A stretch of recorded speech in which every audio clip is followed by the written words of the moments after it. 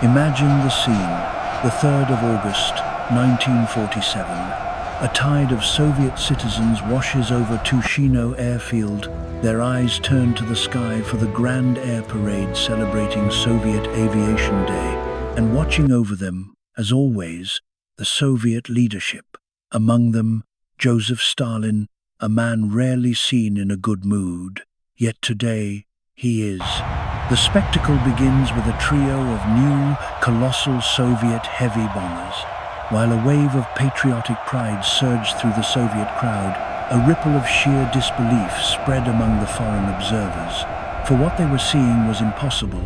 The new Soviet bombers, they were perfect phantoms of the American Boeing B-29 Superfortress. The American Now, Boeing everyone B-29 knew 3 of those American During World giants War had made II, emergency such US landings bombers in the crash-landed in the USSR during the USSR. war. The assumption was simple, logical.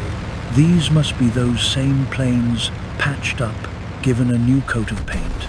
Because the alternative that the Soviets had managed to replicate such a technologically staggering machine in so little time was simply unthinkable.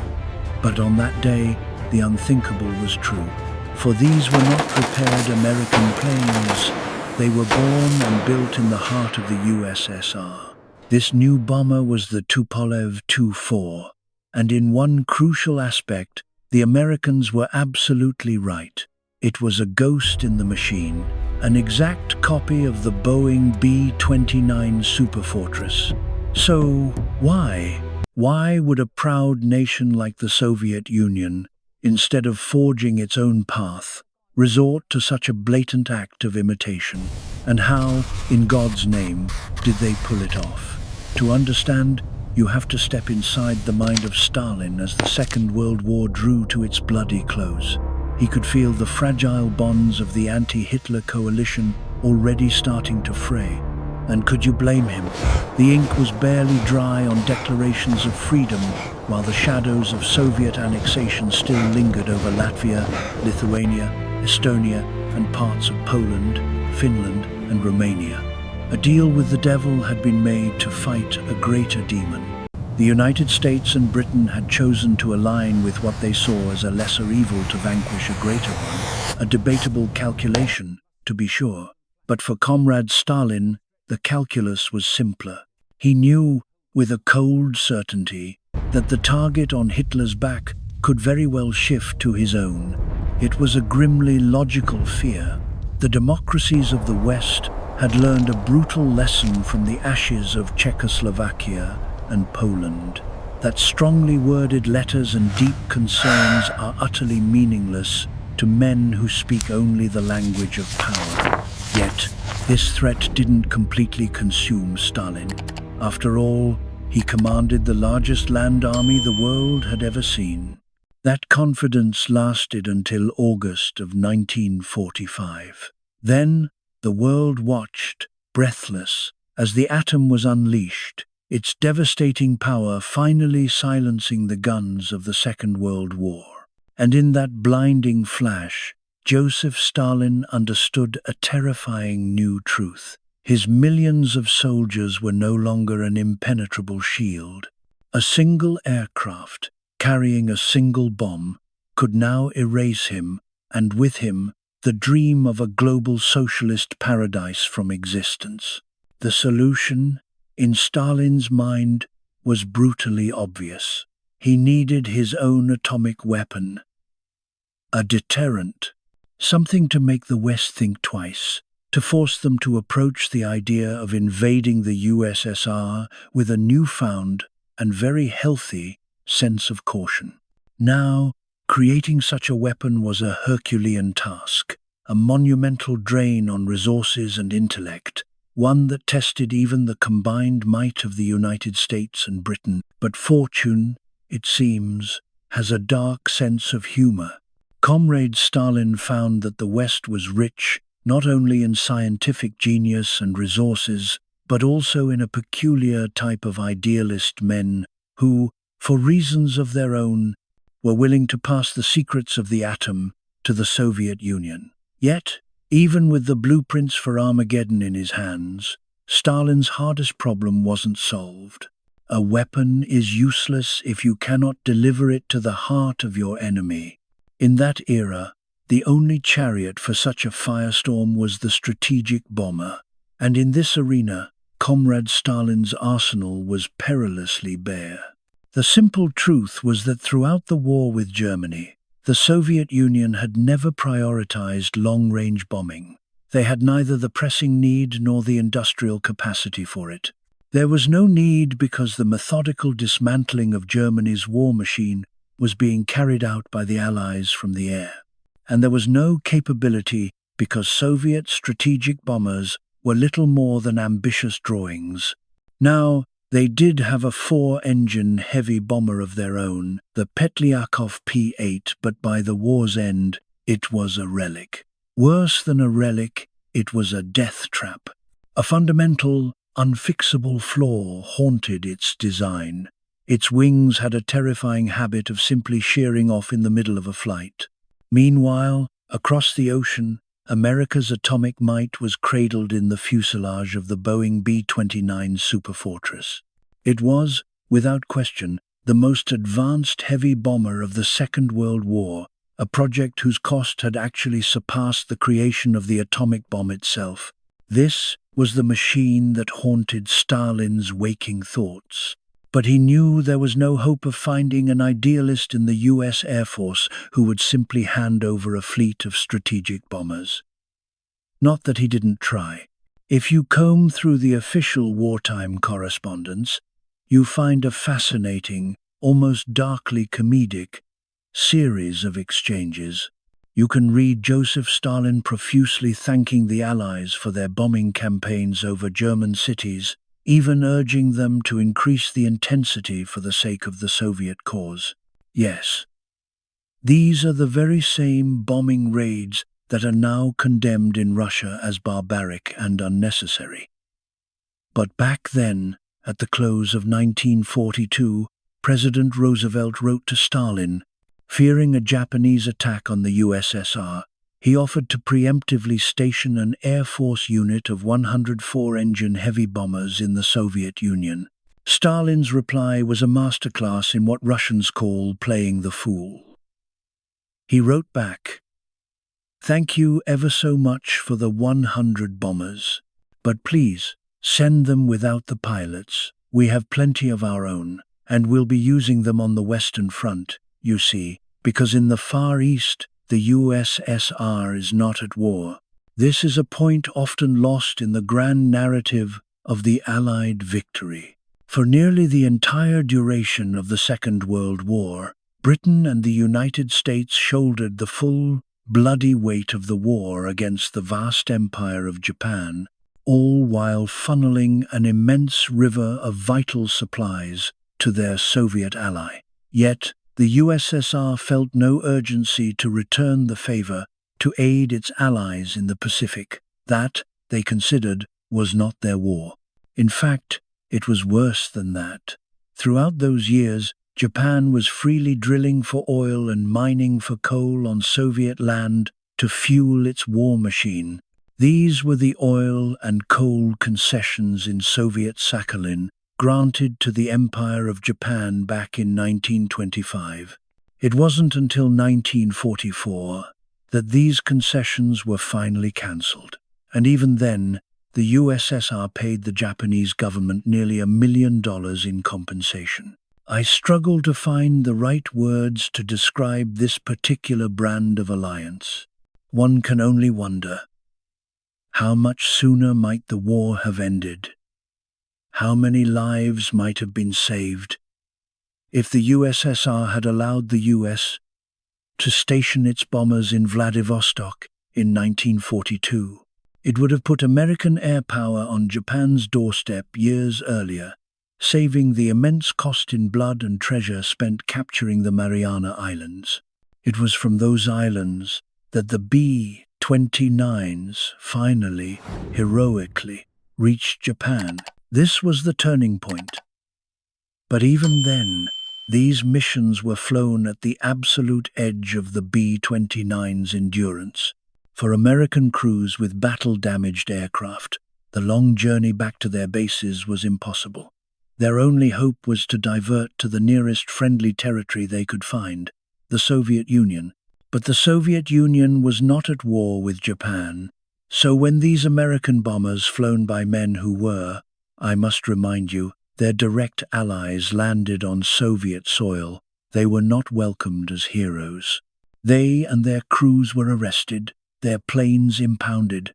They were held in internment camps until the war's end, and crucially, the Soviets refused to return the aircraft, three of which happened to be the most advanced bomber on the planet, the Boeing B-29 Superfortress. For Comrade Stalin, it was as if God himself had answered his prayers. The first whispers of the B-29 program had reached Soviet ears in June of 1943, when American ace Eddie Rickenbacker let slip a detail about a new heavy bomber in a casual chat with his Russian interpreter. An interpreter who was, of course, also an officer of the Secret Service.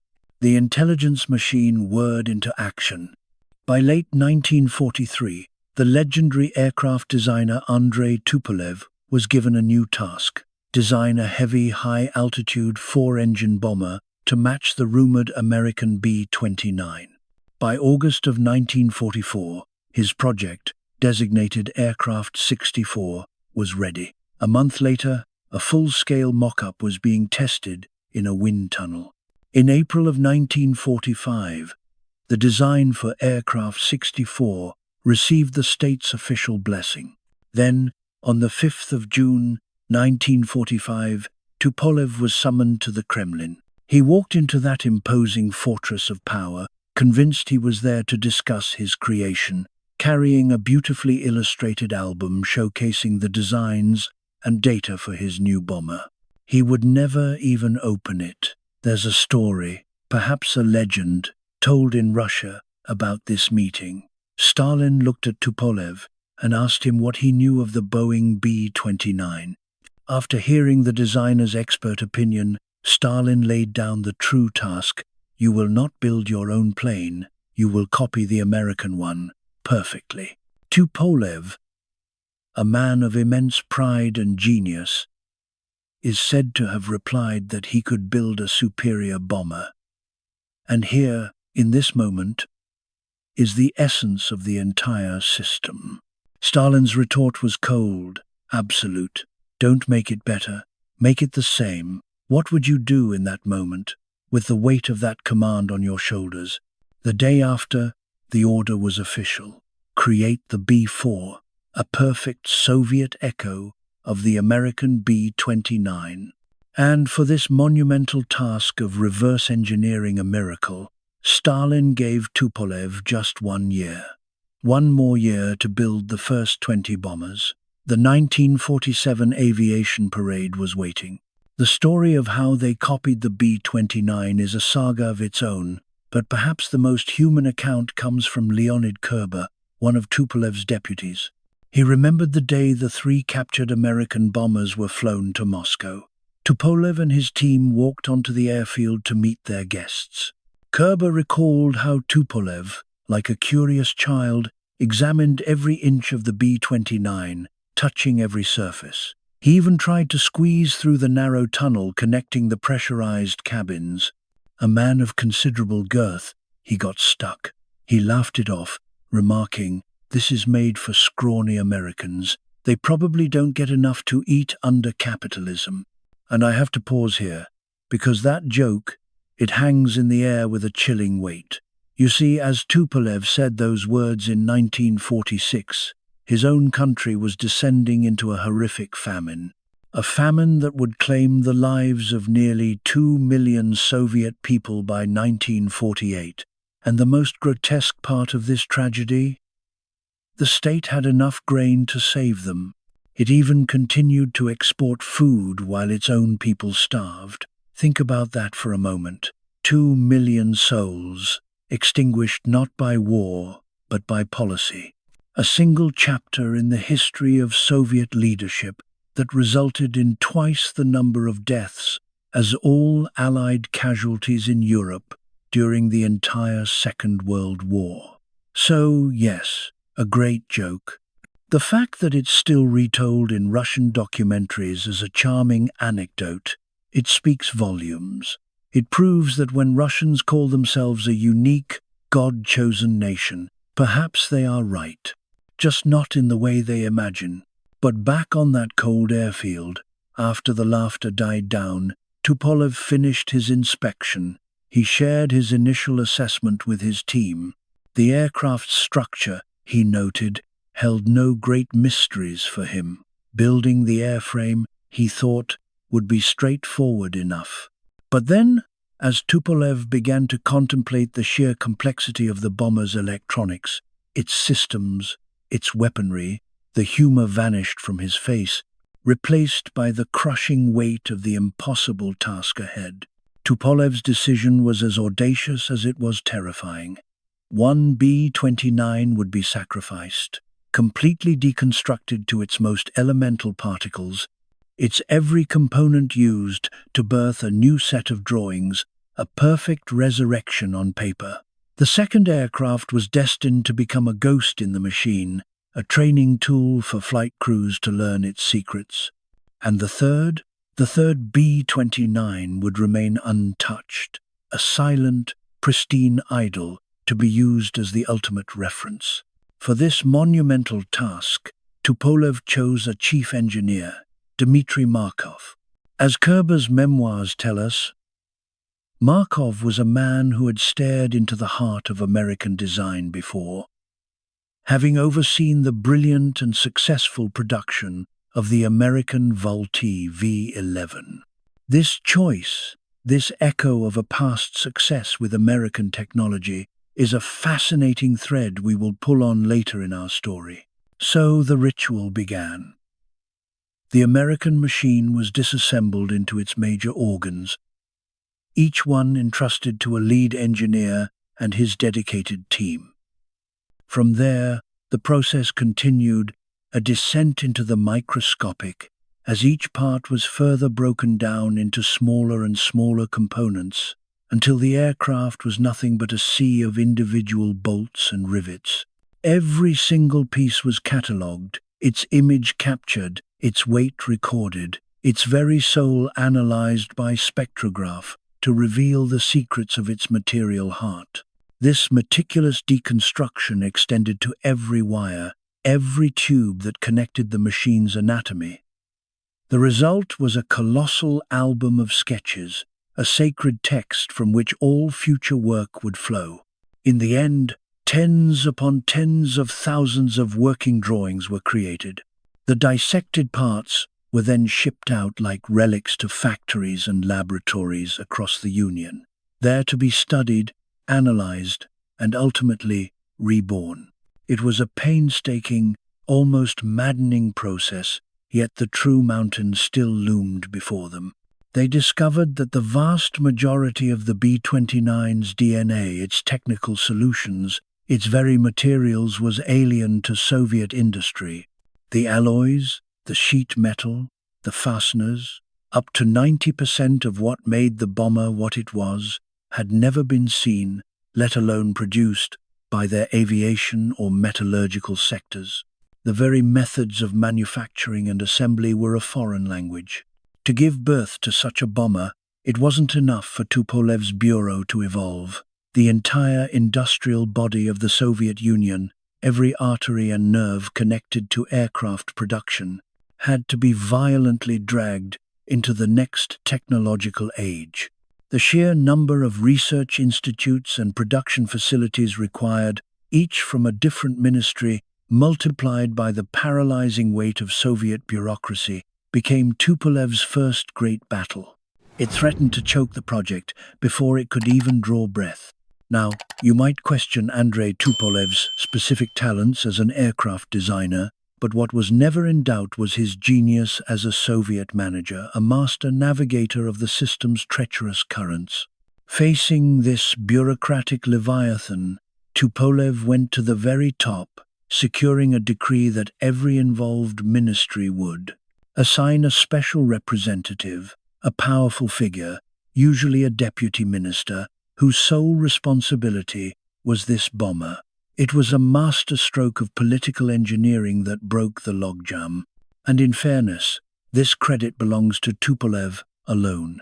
Without it, the Soviet Superfortress might never have taken flight, or would have arrived years too late, a relic before it was even born. What's truly fascinating is that these bonds, forged in the crucible of the bomber project, created a kind of shadow network. Long after the Tu-4 was complete, this web of influence remained, giving Tupolev a powerful, unspoken advantage. Kerber recalled that whenever Tupolev's future projects hit a snag with suppliers, a quick call through these direct channels would solve problems that left other design bureaus hopelessly stranded. But even Tupolev's brilliant maneuvering could not shield the project from the chilling logic of the state, a mentality of absolute, unquestioning execution forged in the fires of Stalin's effective management. Every single person involved felt the weight of that one simple order: copy the B-29. Copy it exactly. No deviations, not a single screw. And as loyal subjects, they obeyed, often with consequences that would be comical if they weren't born from such profound terror. The first absurdity arose, as it often does, from the weapons. It seemed obvious, a point of national pride, that the new bomber would carry Soviet arms. This was, of course, noted in the initial specifications, but in the frantic rush to please Stalin, that specification was just a single line, a vague promise. When they looked closer, they realized that behind the bombs and machine guns trailed an entire ecosystem of other parts: bomb locks, release mechanisms, turret motors, ammunition belts. The list went on and on. Even the targeting sites had to be different. The physics of Soviet bombs and bullets did not match the American ones. Anywhere else, this would be a simple engineering problem. But here, in this atmosphere, it became a crisis of faith. Whispers echoed through the design halls. So, are we copying the Boeing or not? Remembering Stalin's unbending command, every engineer began to demand a signed document for every minor change, a paper shield releasing them from responsibility. But who would dare sign such a document? No one wanted to take that risk. The entire process was grinding to a halt, choked by fear. As Kerber remembered, a new foundational document was eventually issued, a bureaucratic monster bearing the heavy signatures of countless ministries. But the solution came at a terrible cost: agonizing, nerve-shredding delays that held the precious drawings hostage. But once one fire was put out, another erupted.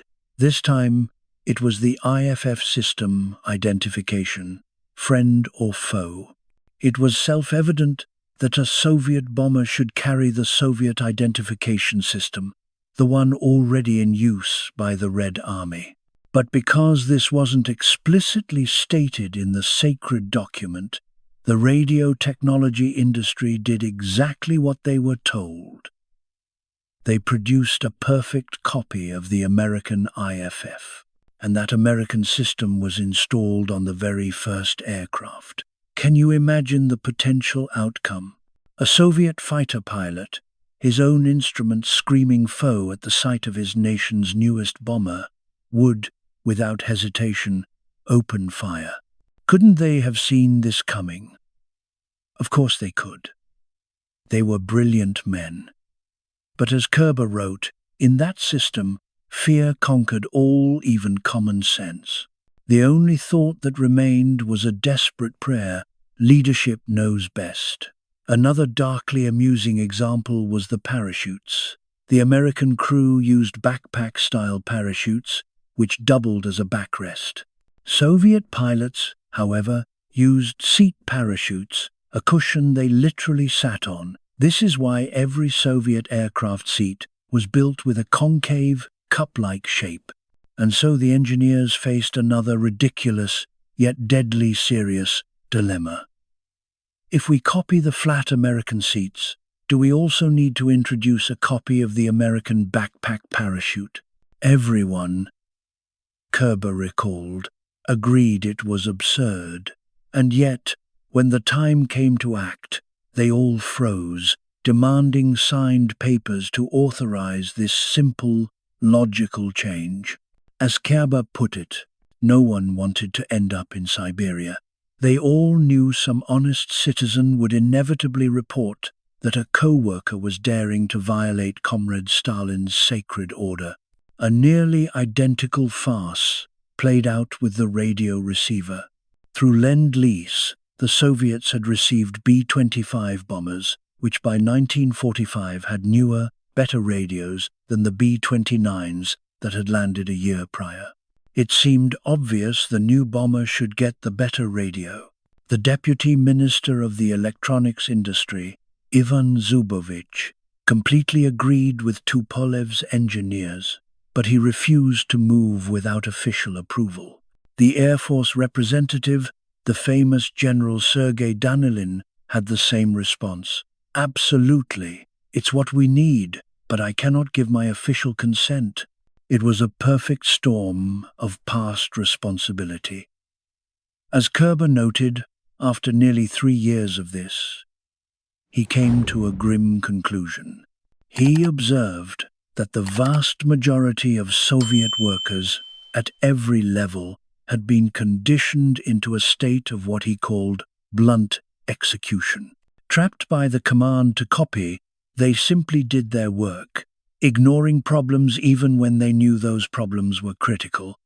Was it loyalty, or was it just survival? Beyond the paralysis of fear, there was another enemy, one of a completely different nature, the numbers themselves. The Americans used the imperial system, while the Soviets used metric. I must say, my American friends, this is perhaps the one area where the USSR had a clear advantage. Sorry. In any case, this difference in units became a source of immense frustration. For example, the B-29's aluminum skin was 1/16 of an inch thick.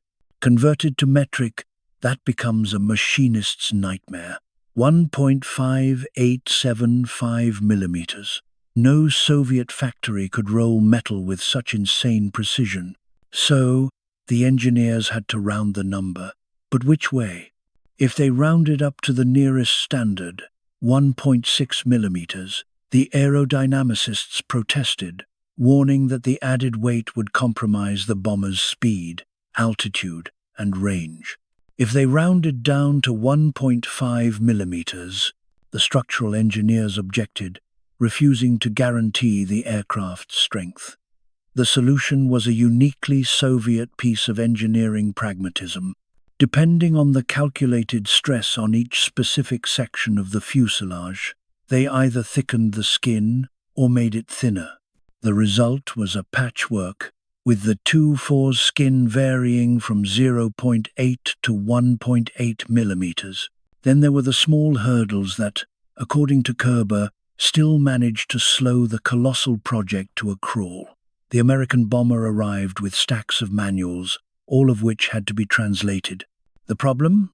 The engineers knew nothing of English, so professional translators were brought in. But while these translators spoke perfect English, they knew nothing of engineering. The result, as Kerber dryly noted, was that the engineers had to spend their evenings retranslating the translations. They couldn't help but marvel at the American manual's clarity, while their own bureaucratic traditions, as he put it, laid like logs, blocking the road. For instance, a pre-flight checklist contained a simple instruction: start the putt-putt. Kerber wrote that they spent an eternity scouring every dictionary and encyclopedia they could find, searching for this mysterious putt-putt, but found nothing. The mystery was only solved when the first Soviet bomber was finally built and they were preparing it for its maiden flight. When they fired up the auxiliary power unit, it made a distinct sound, putt-putt-putt-putt. The manual was simply imitating the sound of the engine, but in the formal world of Soviet instruction, as Kerber joked, There was no place for such childish names. What the American manual explained in one simple sentence became a dense, unreadable paragraph in the Russian version. But despite it all, the work moved forward. The construction phase finally began. But as the parts came together, the tension only grew, tightening with every day that brought Stalin's deadline closer. The stress reached a breaking point when the aircraft was finally assembled at the Kazan aviation factory. In a now famous act of defiance, the factory's deputy director, Leonid Baklunov, refused to sign the documents authorizing the first flight, declaring the aircraft was simply not ready. Crushed beneath the immense weight of expectation from his superiors, Baklunov tragically chose to end his life. In the cold archives of the Human Resources Department, a single line remains: dismissed on April 19th due to death. But such a personal tragedy, a life extinguished, was merely a footnote, a triviality that could never halt the momentum of Stalin's will. And so, on May 19th, 1947, test pilot Nikolai Rybko climbed into the cockpit, the ghost of his predecessor no doubt at his side, and took the new bomber into the sky. A collective sigh of relief swept through the observers as the first flight concluded, without incident, a success that revealed no critical flaws. But can you truly say the deep-seated fears about the aircraft's readiness were unfounded? An illuminating account comes from the legendary Soviet test pilot Mark Galay, a man who would personally wrestle with the very first of these Tupolev Tu-4s. In his memoirs, he recalls a conversation with Rybko, fresh from that maiden flight. When asked about the complex American equipment, Rybko's answer was a masterpiece of understatement, a glimpse into the terrifying absurdity of their task. "Can you imagine?" he said.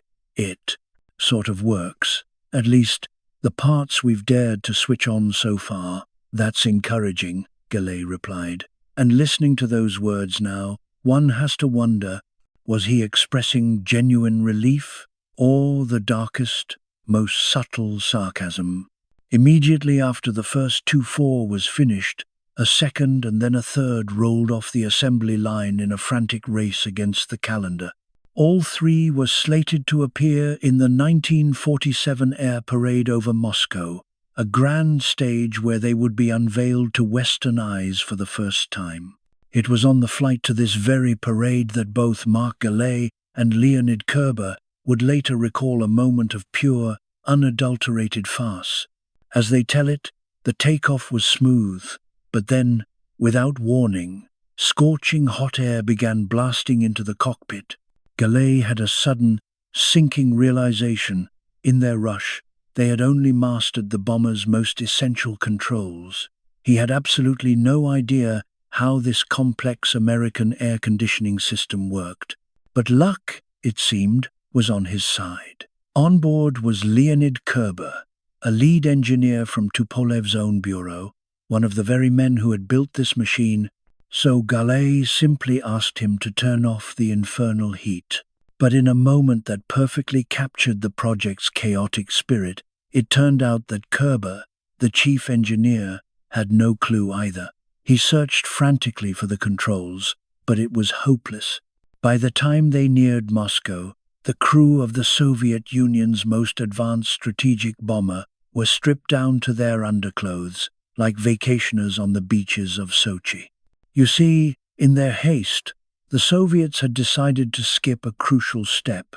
They never used the first bombers as prototypes to iron out the kinks. Instead, they plunged straight into mass production. In some ways, the logic was sound, or at least, it was Stalin's logic. The plane was a perfect copy of an American bomber that had flown for years.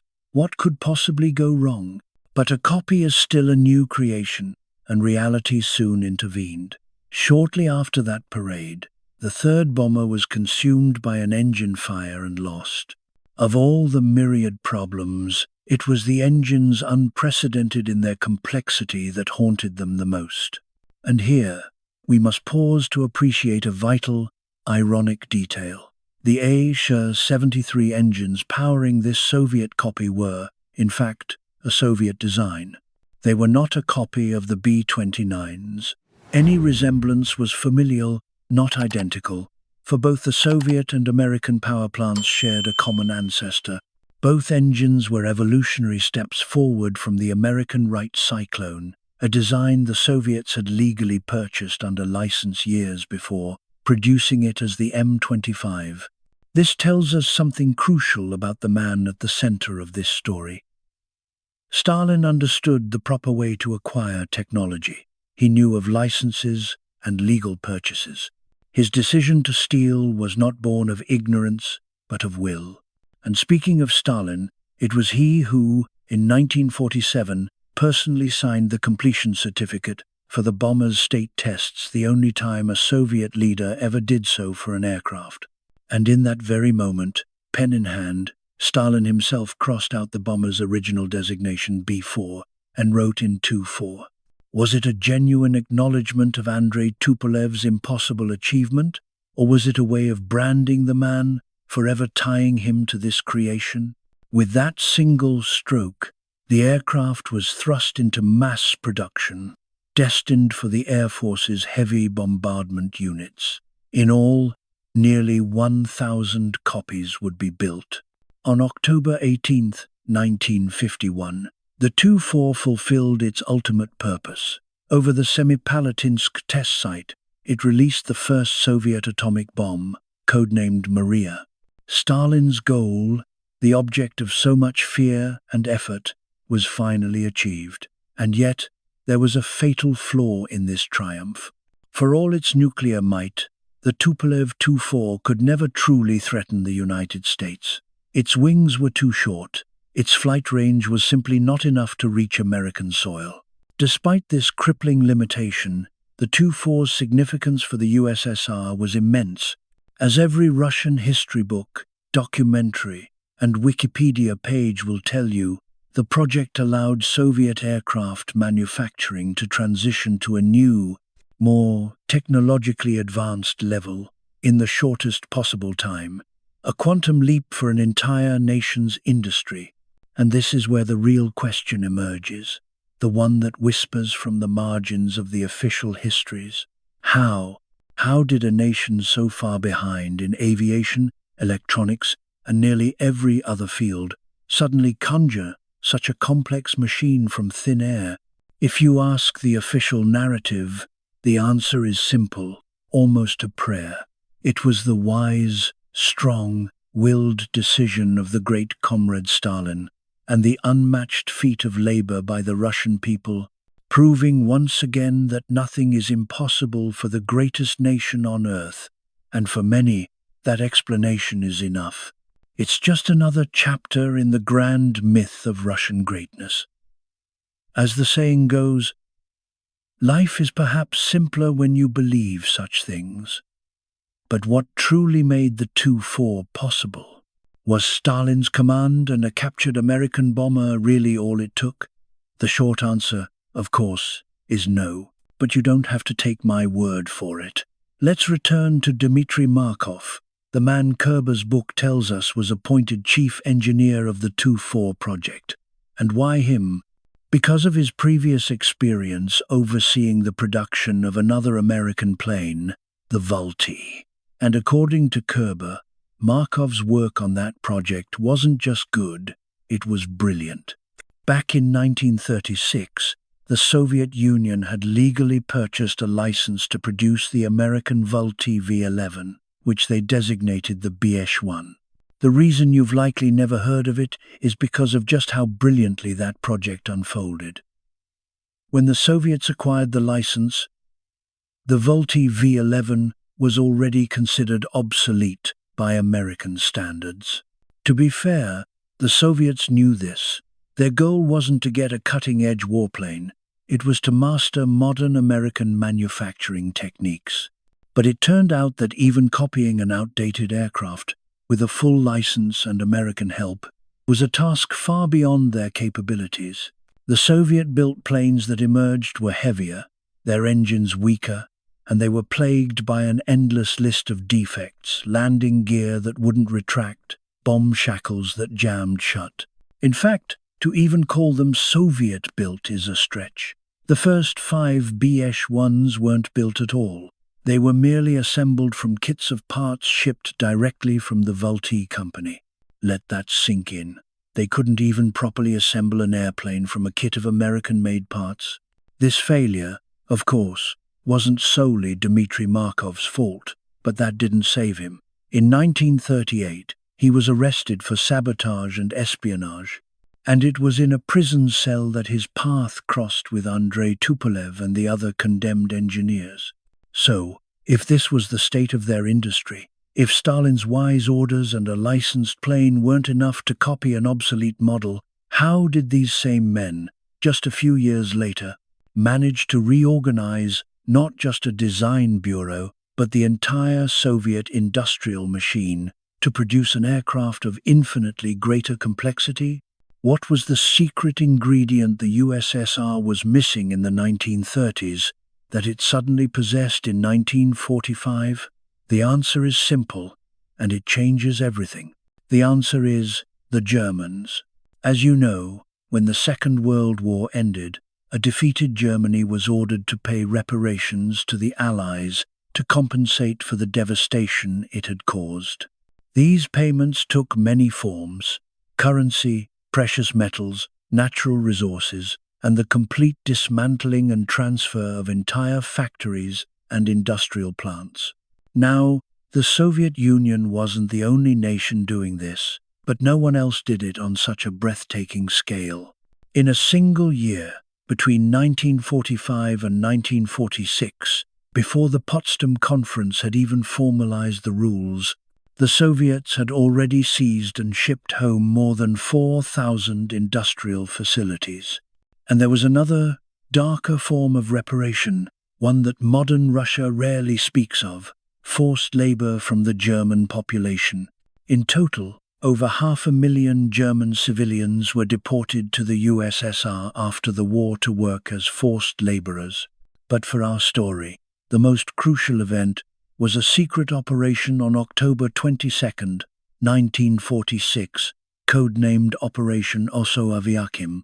Under its authority, more than 2,500 of Germany's top scientists, engineers, and technicians, along with their families, totaling over 6,000 people, were rounded up and transported to the Soviet Union. Upon their arrival in this socialist paradise, the best of Germany's aviation engineers were funneled into the Soviet Ministry of Aviation, put to work on new planes and advanced jet engines. The rest was scattered across other critical industries: armament production, radar, telecommunications, chemical manufacturing. You know, all those fields where, by some amazing coincidence, the great Russian people were about to achieve an unprecedented technological leap forward, just in time to build Stalin's B-29 copy. So the truth is, the miracle wasn't Stalin's wise decision, and it certainly wasn't some innate genius of the Russian people. The enormous leap forward was made possible by German engineers, often placed in direct supervisory roles over their Russian counterparts, fundamentally rebuilding the Soviet Union's industrial base from the ground up. The project to copy the B-29 wasn't the catalyst for this development. It was the first great test of a newly upgraded Soviet industry, an industry re-engineered by minds and methods delivered from a defeated Germany. Now, I can already hear the keyboards clacking, the whataboutists rushing to the comments to say, but the Americans did the same thing with Operation Paperclip. I know, they did. And the fact that you times that is precisely the difference. You see, in America, Werner von Braun was on national television in the 1950s, openly discussing his work. He was acknowledged as the mind behind Germany's V-2 and the American rockets that followed. Meanwhile, in Russia, even 70 years later, The official story remains one of spontaneous, homegrown genius, a heroic feat of labor that erases the German contribution entirely. Let me be clear, I'm not judging the cold, brutal logic of using the intellectual resources of a defeated enemy to build your own war machine. It was a dark time, and the USSR was not alone in this practice. The real danger isn't in the act itself, but in the conclusions that are drawn from it, in the deliberate misinterpretation of history. Because, contrary to what you might assume, the story of copying the B-29 is not a secret in Russia. Far from it. It's told proudly and often, but it is always framed as a singular achievement, a testament to the unique character of the Russian people. It serves as yet another brick in the towering, self-constructed myth of Russian greatness. For decades, this self-deceptive myth has festered, growing stronger within the borders of the so-called Russian world, largely ignored by a West that was immune to such stories. But sadly, that is no longer the case. When today, let's not name names, an influential American with a massive audience speaks to the world about the Russians and says, "They defeated Hitler. They defeated Napoleon." You are hearing the echo of that very myth. They're a war machine. It's a chilling echo of how deeply these national myths can take root. You see, the claim that Russia defeated Napoleon exists only within a carefully constructed reality, the same one that champions the idea of a Soviet industry through sheer will, creating a perfect copy of the American B-29. For the rest of the world, the story is far more complex. Napoleon fought a coalition of nations, with Russia being just one part of that alliance, and the invasion of 1812 was but a single chapter in the vast saga of the Napoleonic Wars. And what of the final act, at the climactic Battle of Waterloo in 1815, where Napoleon's ambitions were finally shattered, the Russians were nowhere to be found. This pattern of convenient omission repeats itself with the claim of defeating Hitler alone. When Vladimir Putin made such a declaration during the Victory Day parade in 2021, it was seen by many as the hollow boast of a leader lost in his own historical fiction. What is truly unsettling is that now, a mere 3 years later, this very same narrative is being repeated by someone who seeks to lead the land of the free. How does a myth, forged in the depths of autocracy, find a new voice in the heart of a democracy? It's a question that speaks to the fragility of truth itself.